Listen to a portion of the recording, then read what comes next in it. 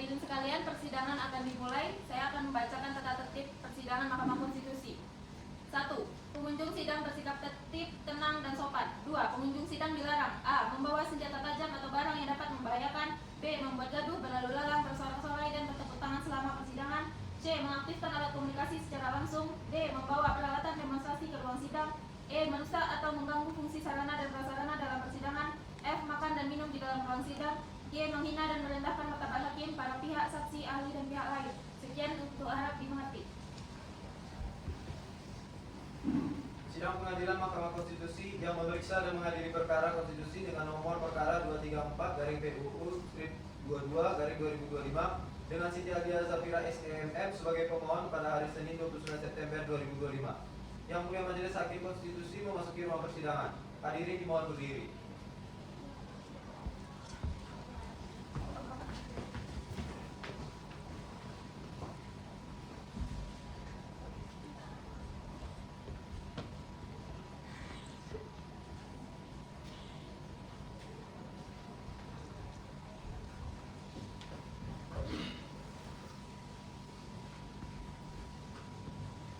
Hadirin disilakan duduk kembali.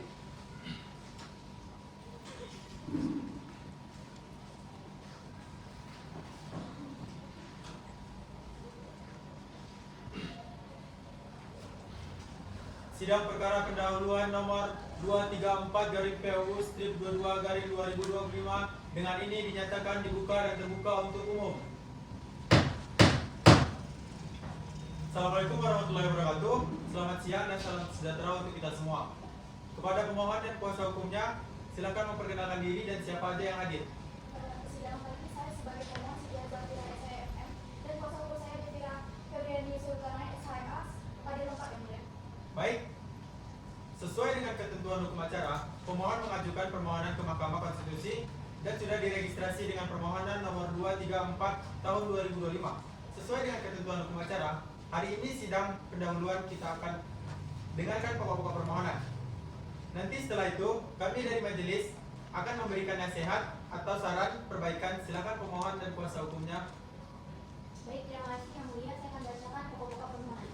Pertama, mengenai kewenangan mahkamah.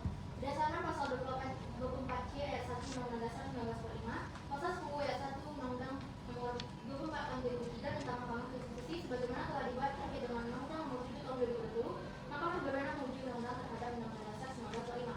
Oleh karena itu, Mahkamah berwenang untuk memeriksa dan memutus permohonan hukum. Kedua, mengenai kedudukan hukum atau legal standing pemohon. Pemohon adalah badan hukum publik, dalam hal ini diwakili oleh Direktur Utama PT Nusantara Energi yang secara langsung diberikan hak konstitusionalnya dengan berlakunya pasal 51 ayat 1 dan ayat 3, pasal 60 ayat 1 dan ayat 3, serta pasal 75 ayat 1 dan ayat 3 Undang-Undang nomor 2 tahun 2025 tentang pertambangan mineral dan batubara. Norma tersebut menimbulkan ketidakpastian hukum terkait mekanisme pengelolaan wilayah izin usaha pertambangan, wilayah izin usaha pertambangan khusus, serta pembagian keuntungan BUMN. Hal ini berpotensi melanggar hak pemohon atas kepastian hukum yang adil sebagaimana dijamin dalam pasal 28D ayat 1 Undang-Undang Dasar 1945. Ketiga, mengenai alasan permohonan.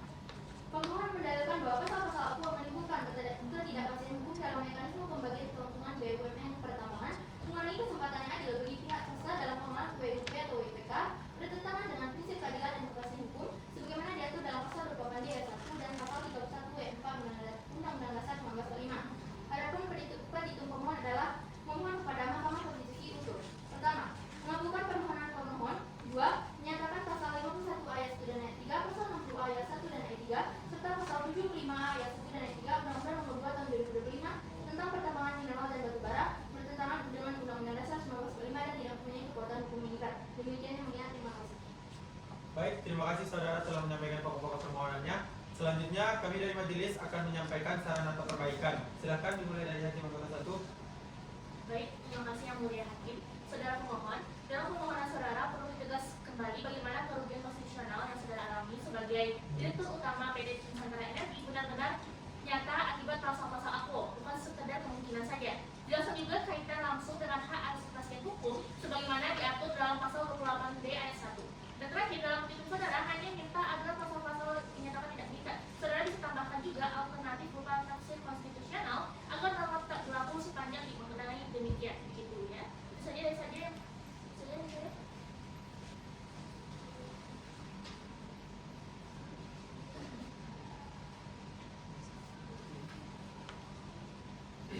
Baik, jadi itu ya beberapa catatan dari hakim anggota pada sidang pendahuluan ini. Yang pertama, mengenai kerugian konstitusional yang dialami pemohon dan perlu diperjelas. Saudara harus menunjukkan secara rinci bagaimana berlakunya pasal-pasal tersebut.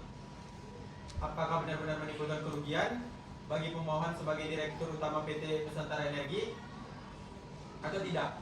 Yang kedua, dalam menghubungkan pasal-pasal akuo dengan pasal 28D ayat 1 dan pasal 31 ayat 4 Undang-Undang 1945, uraikan alasan permohonan perlu diperdalam. Yang tiga, alat dan bukti data pendukung juga penting untuk dilengkapi. Yang keempat, terkait petitum, saudara dapat mempertimbangkan juga kemungkinan untuk mengajukan alternatif berupa tafsir konstitusional sehingga mahkamah dapat memberikan makna tertentu pada pasal-pasal tersebut agar tetap berlaku tanpa menimbulkan kerugian. Dapat dimengerti ya? Dengan demikian, majelis memberi waktu 14 hari sejak hari ini pemohon memperbaiki permohonannya. 14 hari dari hari ini, tanggal berapa Panitera dan hari apa? Pada hari Senin tanggal 13 Oktober 2025 ya mulia.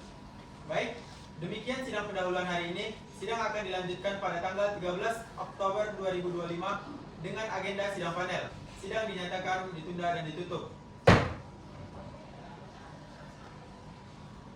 Sidang perkara nomor 234/PUU/22/2025 dengan ini dinyatakan dibuka dan terbuka untuk umum. Assalamualaikum warahmatullahi wabarakatuh.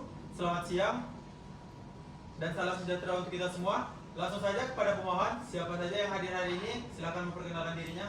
Selamat siang Yang Mulia, perkenalkan saya Siti Azafira SNM, mewakili PT Nusantara Energi selaku pemohon dalam perkara ini. Di sini saya bersama kuasa hukum saya untuk mewakili saya selama persidangan. Baik Yang Mulia, Ketua Mahkamah Konstitusi, perkenalkan saya Dira Febrini Kanain, pada ngajuan advokat equity berdasarkan surat kuasa khusus tanggal 8 September 2025 berpindah untuk dan atas nama pemohon sekian Yang Mulia. Jadi, permohonan saudara sudah diperbaiki ya, sesuai catatan majelis. Pada sidang panel, pada sidang pendahuluan, diterima kepaniteraan pada tanggal 9 Oktober 2025 ya, benar? Benar Yang Mulia. Baik, sekarang dibacakan saja pokok-pokok perubahannya, kemudian dibagi di bagian petitum, dibacakan keseluruhannya. Silakan. Terima kasih Yang Mulia.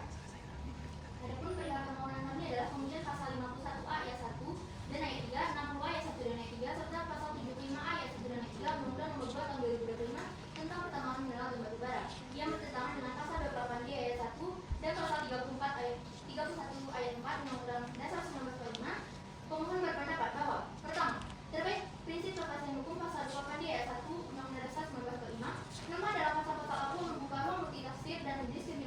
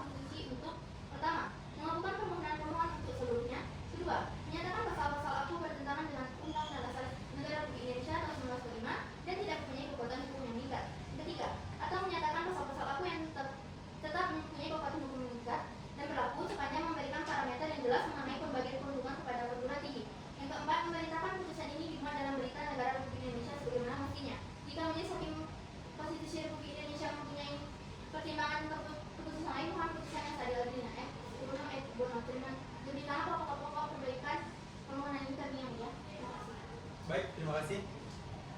Dari hakim anggota 1 cukup. Hakim anggota 2 cukup.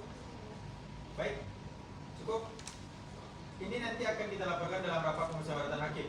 Kemudian hasil putusan rapat pemusyawaratan ada dua kemungkinan ya. Kalau sudah cukup jelas maka kami bisa langsung diputus, saudara bisa diberitahukan. Tapi kalau belum memerlukan pembuktian, nanti akan diadakan sidang pleno. Untuk pembuktian, jadi saudara bisa menyiapkan tambahan bukti dan juga saksi atau ahli. Baik, cukup ya. Baik, demikian sidang lanjutan hari ini. Sidang lanjutan ditutup dan ditunda.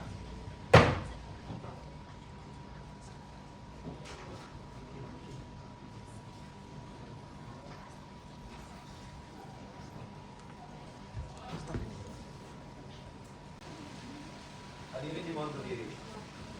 Majelis Hakim Konstitusi meninggalkan ruang persidangan.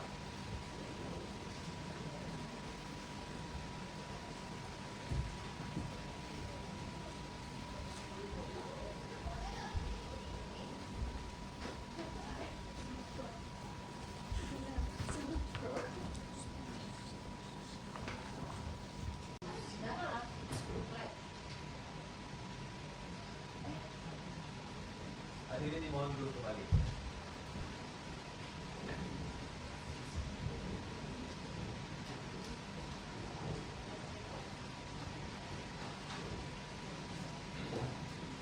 Sidang perkara nomor 234/PU/22/2025 dengan ini dinyatakan dibuka dan terbuka untuk umum. Assalamualaikum warahmatullahi wabarakatuh. Selamat siang, salam sejahtera untuk kita semua. Langsung saja kepada pemohon, siapa saja yang hadir silakan memperkenalkan dirinya. Pada sidang kali ini saya tidak berdiskusi SMK selaku kuasa hukum dari pemohon dan diskusi dari STM yang dilakukan.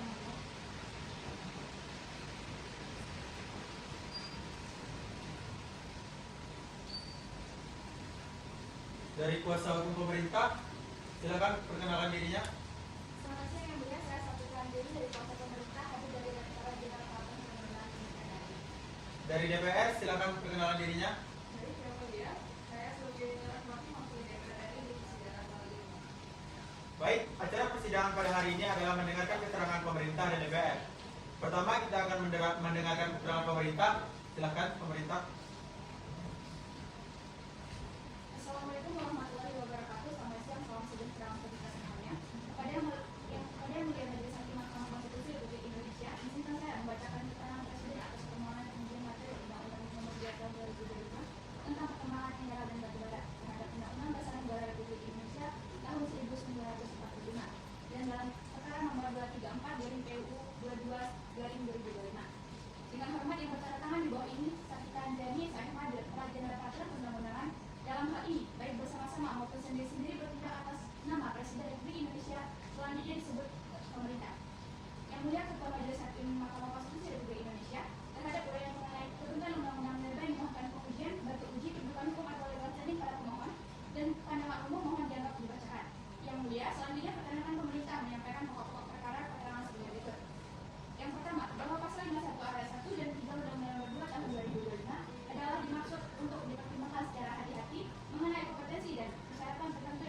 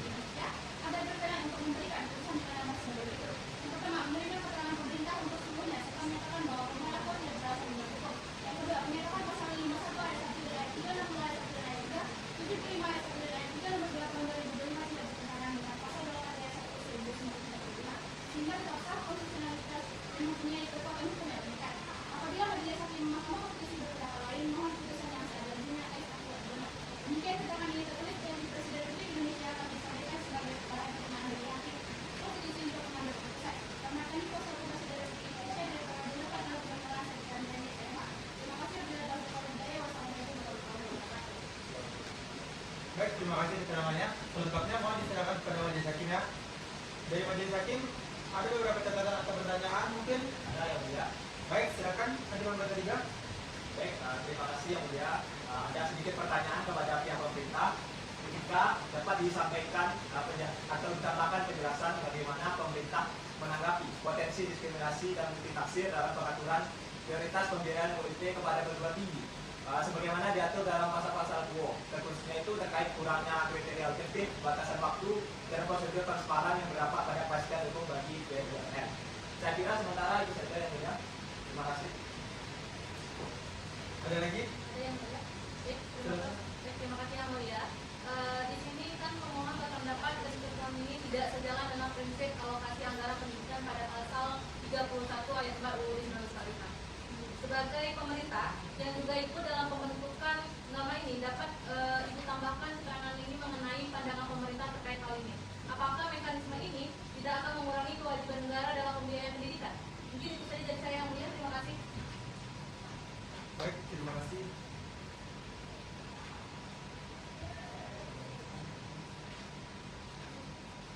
Cukup ketika apa ada ditambahkan keterangannya atau ada yang mau dijelaskan di sini? Di sini mulia, pertama saya sampaikan terima kasih atas pernyataan dan juga pernyataan yang disampaikan dan mohon izin saya akan menyusun jawaban secara tertulis. Terima kasih. Baik, terima kasih. Selanjutnya dari DPR untuk menyampaikan pokok-pokok keterangannya, silakan. Baik, sebelumnya terima kasih yang mulia.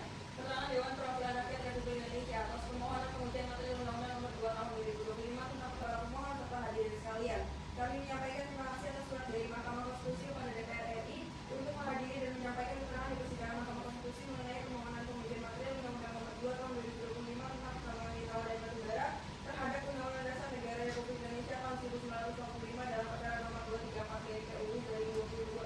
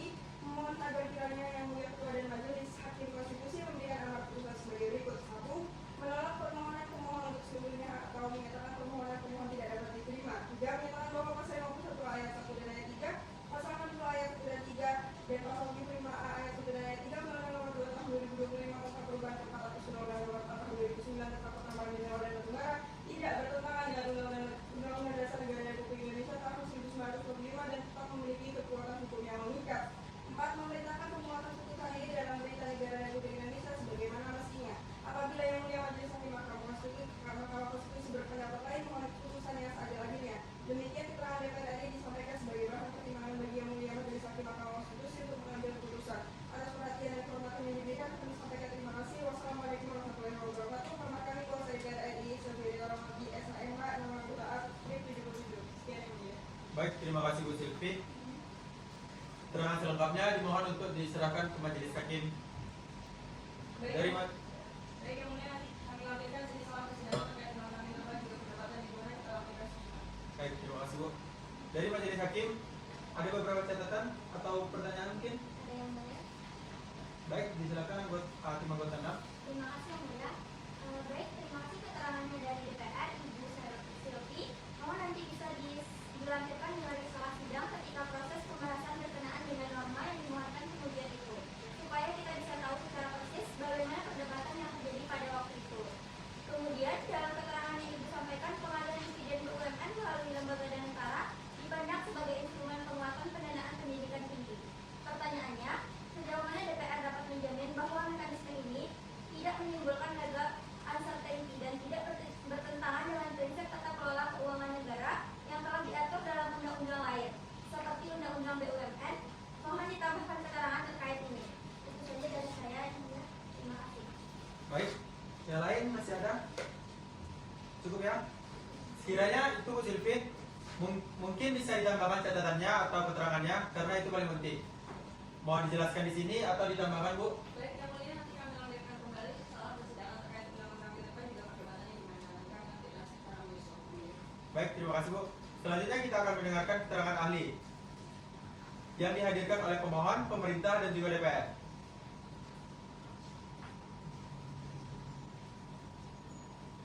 Hadir Dr. Siti Pramesti, SPD ME, selaku ahli dari pemohon. Kemudian Iza Alia Nabila Lubis, SHMH, selaku ahli dari pemerintah. Dan Gita Kencana, SHMH, ahli dari DPR. Semua beragama Islam. Sebelumnya, memberikan keterangan diminta untuk ke depan mengucapkan sumpah dulu. Dan untuk memandu lafal, dimohon hakim anggota 2 untuk memandunya.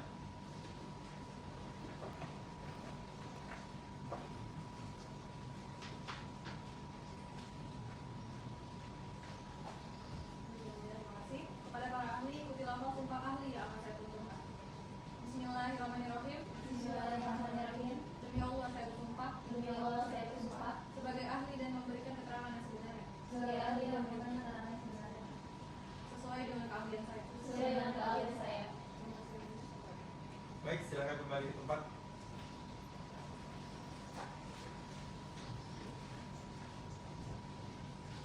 Terlebih dahulu, ahli pemohon membacakan keterangannya. Silakan.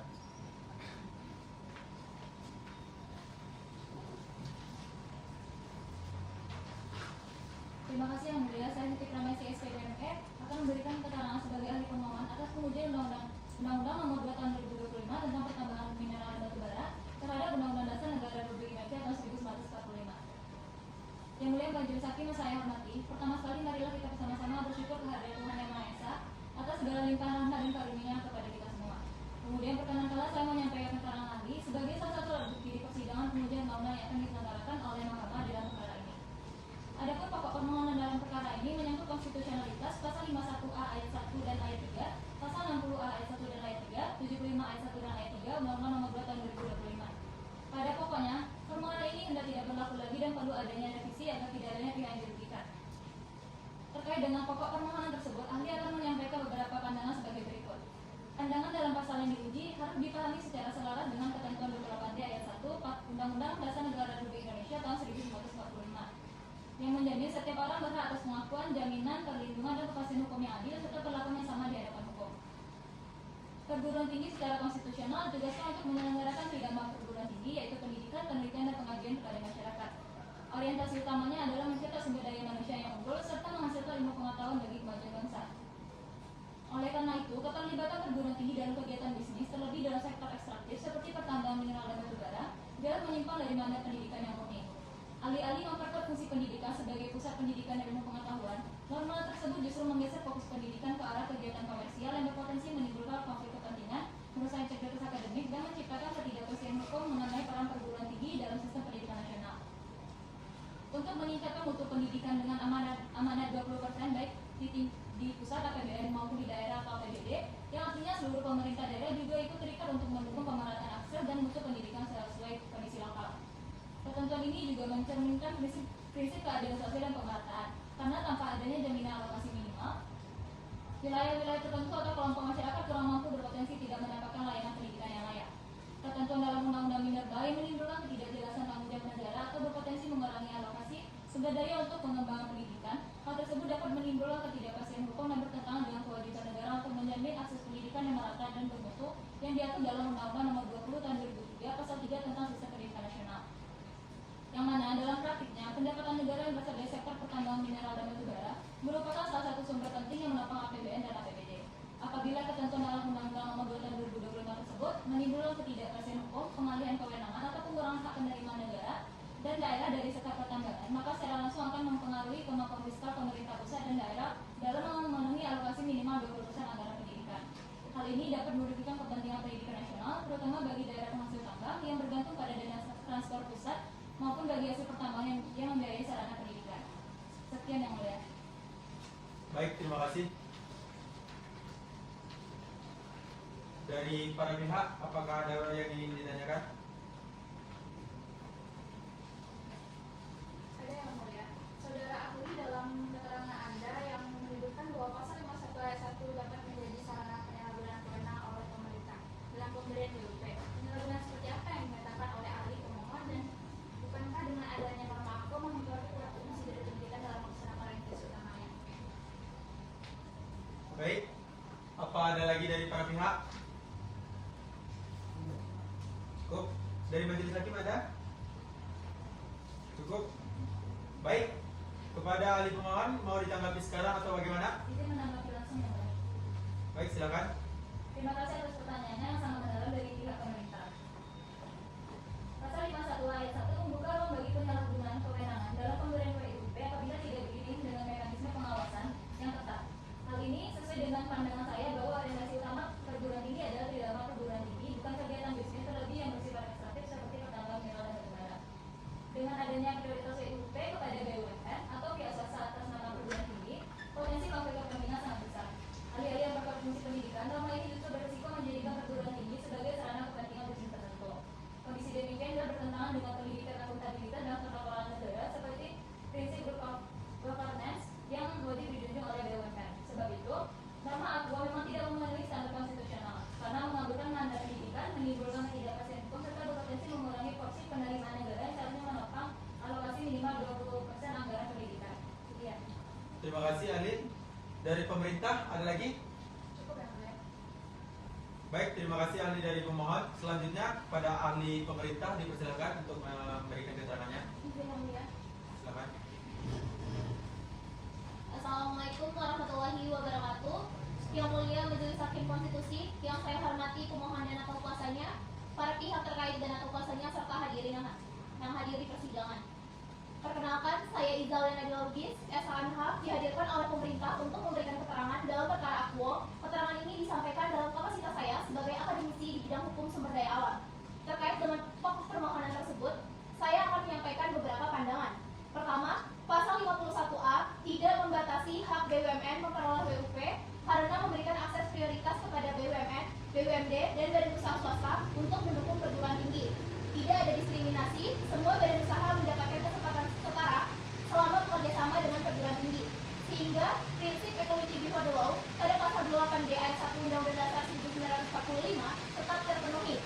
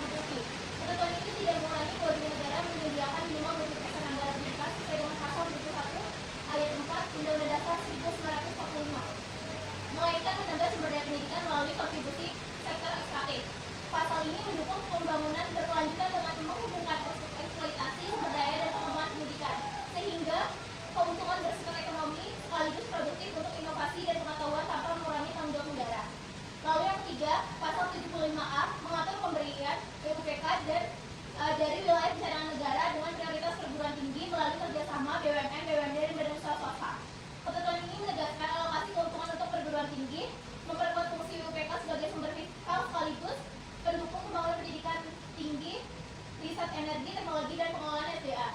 Hak berusaha semua pihak tetap terjaga, prinsip equality before the law, dan ibarat pasal 8 di ayat 1 Undang-Undang Dasar 1945 dijunjung dan kewajiban negara mengalokasikan minimal 20% anggaran pendidikan sesuai dengan pasal 31 ayat 4 Undang-Undang Dasar 1945 tidak berkurang.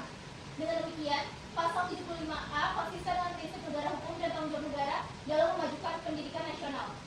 Yang mulia, jika kita telaah secara menyeluruh ketiga pasal tersebut, memberikan akses setara dan prioritas kepada BUMN, BUMD, dan badan usaha swasta, dan memastikan pembagian keuntungan perguruan tinggi tanpa mengurangi kewajiban negara, serta tetap menjaga hak berusaha dan kesetaraan hukum. Tuntutan ini mencerminkan keadilan antar generasi dan manfaat kekayaan alam untuk pendidikan berkelanjutan, sehingga tidak bertentangan dengan pasal 28D ayat 1 dan pasal 31 ayat 4 Undang-Undang Dasar 1945, melainkan memperkuat pelaksanaan kewajiban konstitusional negara dalam mendukung pendidikan tinggi secara berkelanjutan. Demikian keterangan yang ini saya sampaikan. Terima kasih yang mulia.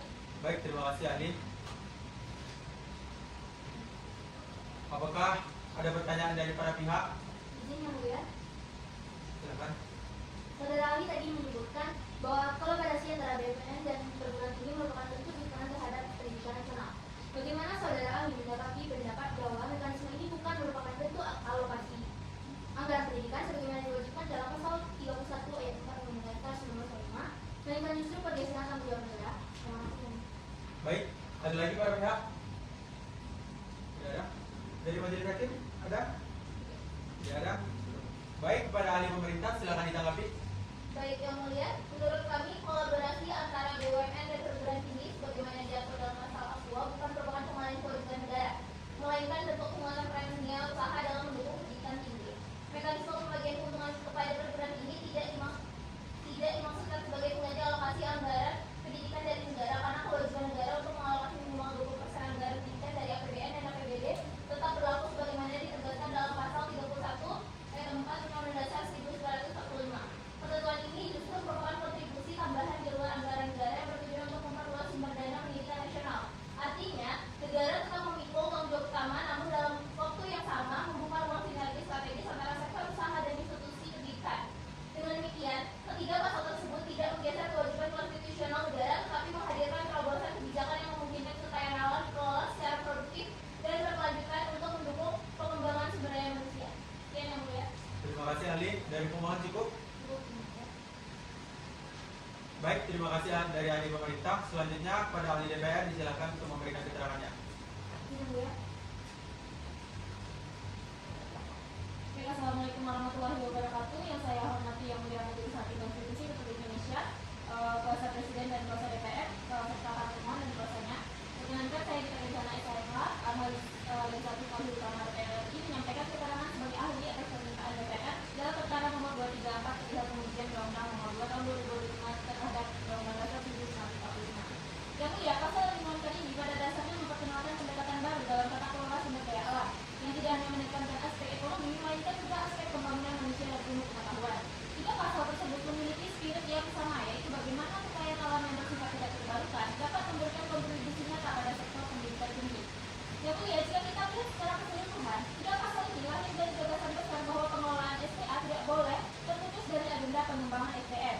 Inilah bentuk nyata intergenerational equity, sebuah prinsip penting dalam hukum lingkungan yang menyatakan bahwa setiap generasi berkewajiban memanfaatkan sumber daya alam secara berkelanjutan agar generasi mendatang tetap memperoleh manfaat. Prinsip ini telah tertuang dalam konstitusi kita pasal 33 ayat 3 Undang-Undang Dasar yang menekankan pengelolaan sumber daya alam untuk kemakmuran yang merata bagi seluruh rakyat Indonesia. Kemudian sebagai analis legislatif DPR RI, saya perlu menanggapi dalil pemohon, terutama mengenai pertentangan pasal 31 ayat 4 Undang-Undang Dasar 1945. Perlu dipahami di sini pasal ini dalam frasa sekurang-kurangnya itu bermakna bahwa 20% anggaran pendidikan dari APBN atau APBD itu adalah batas minimum, sehingga konstitusi tidak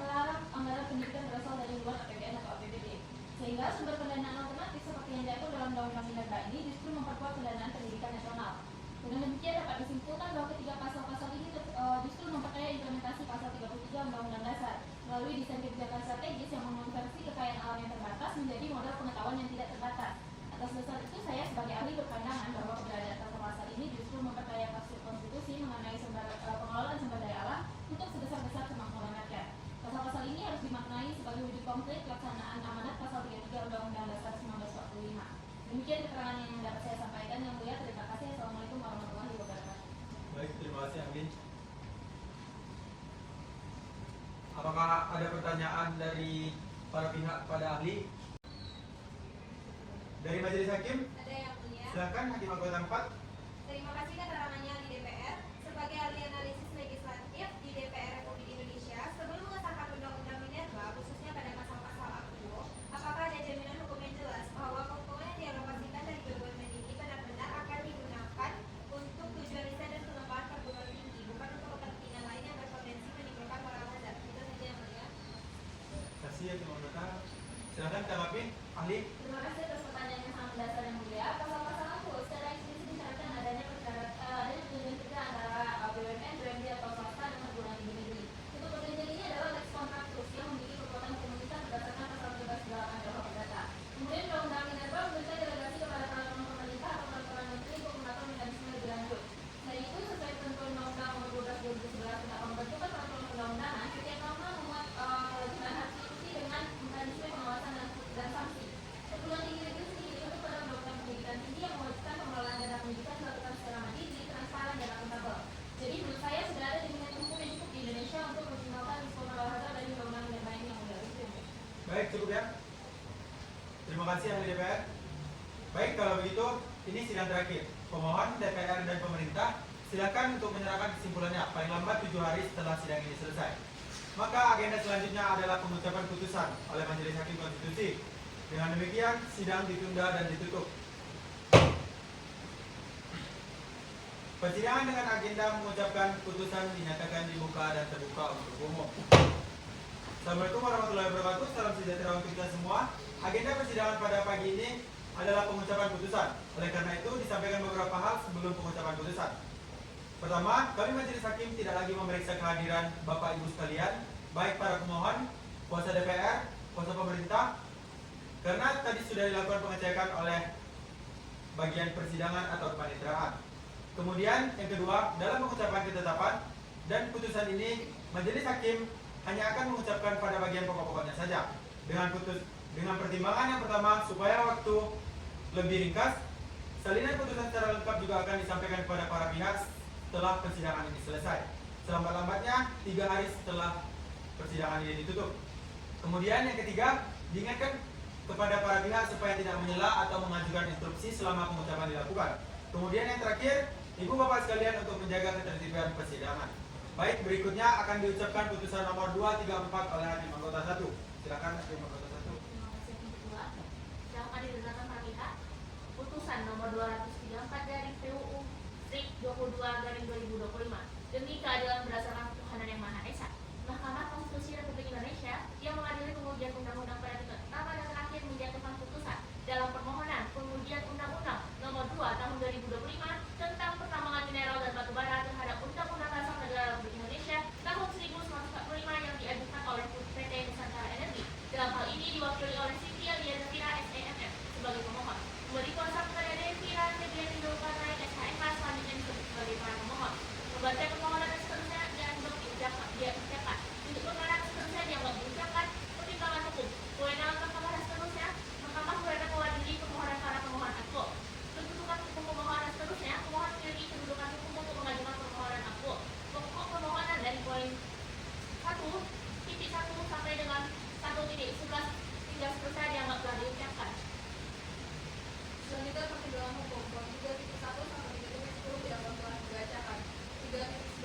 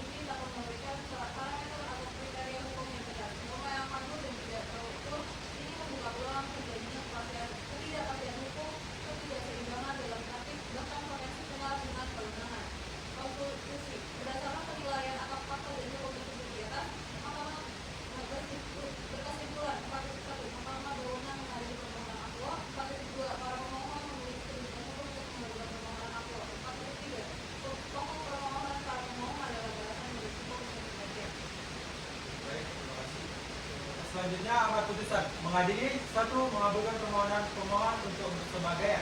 2. Menyatakan bahwa pasal 51A ayat 3, pasal 60A ayat 3, dan pasal 75A ayat 3 Undang-Undang Nomor 3 Tahun 2020 tentang perubahan atas Undang-Undang Nomor 4 Tahun 2009 tentang pertambangan mineral dan batu bara bertentangan dengan pasal 28D ayat 1 dan pasal 31 ayat 4 Undang-Undang Dasar Negara Republik Indonesia Tahun 1945 sepanjang tidak memberikan parameter yang jelas mengenai pembagian keuntungan kepada perguruan tinggi dan oleh karenanya tidak mempunyai kekuatan hukum mengikat secara bersyarat. 3. Menyatakan pasal 51A ayat 1, pasal 60A ayat 1, dan pasal 75A ayat 1 Undang-Undang Mineral dan Batu Bara adalah konstitusional. 4. Memerintahkan kepada pembentukan undang-undang untuk melakukan perbaikan norma pasal 51A ayat 3, 60A ayat 3, dan pasal 75A ayat 3 Undang-Undang Mineral dan Batu Bara dalam tengah waktu paling lama 2 tahun sejak putusan ini diucapkan. 5. Memerintahkan pemuatan putusan ini dalam berita Negara Republik Indonesia sebagaimana mestinya. Demikian telah diputus rapat musyawarah hakim oleh 7 hakim konstitusi, yaitu Alfiansa Agis selaku Ketua Merangkap Anggota, Salma Intania Amanda, Khairunisa Nabila, Habil Zurrahman, Dewi Andriani, Salsabila Salim, dan Nailul Hasanah, masing-masing sebagai hakim anggota pada hari Kamis 7 Oktober 2025 yang diucapkan dalam sidang pleno terbuka untuk umum pada Jumat 8 Oktober 2025 selesai diucapkan pada pukul 10:35 WIB oleh 7 hakim anggota, 7 hakim konstitusi yang nama-namanya dianggap diucapkan dan dibantu oleh Dwi Mario sebagai panitia pengganti serta dihadiri oleh para pemohon, DPR dan yang mewakili, dan Presiden dan yang mewakili. Demikian para pemohon, kuasa DPR dan kuasa pemerintah, pengucapan putusan sebagaimana telah disampaikan di awal persidangan. Salinan putusan akan dikirimi melalui email masing-masing oleh Mahkamah. Setelah diucapkan putusan ini, selesai atau selambat-lambatnya 3 hari kerja setelah persidangan ini ditutup. Terima kasih untuk persidangan hari ini. Sidang selesai dan ditutup.